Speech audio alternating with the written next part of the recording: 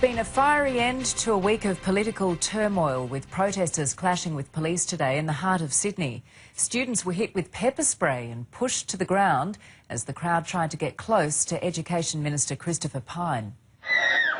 An ugly week in politics gets uglier. Get back! Student protesters attempt to push past security. Demonstrators are thrown to the ground before officers shower them with capsicum spray. As more police arrive, the crowd is pushed back. One protester shoved against a wall, then dragged away.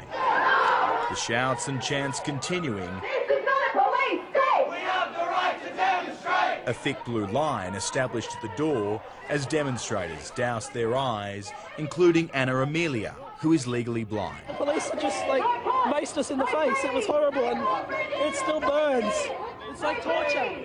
Milk and water mixing with anger at the government and police. Why can't Chris Pyne face up to the fact that students are against his higher education reforms?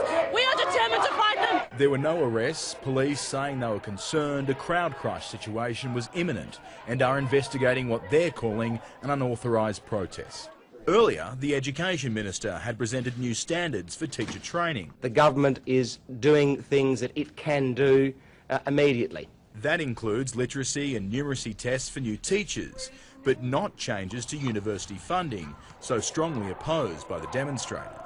Like a number of key budget measures, those savings are being delayed in the Senate, the government responding with figures predicting debt levels could reach a new milestone. Sooner or later, the debt does increase and increase to the point where you're facing $1 trillion of debt. That won't occur until 2037, according to auditing firm PricewaterhouseCoopers, with debt doubling to $2 trillion in 2042. Australia imports money to fund its lifestyle from the rest of the world. As the Treasurer weighs up his budget sweeteners, Labor had a warning of its own. It's just a map to division. It's a map to a bleaker, worse future.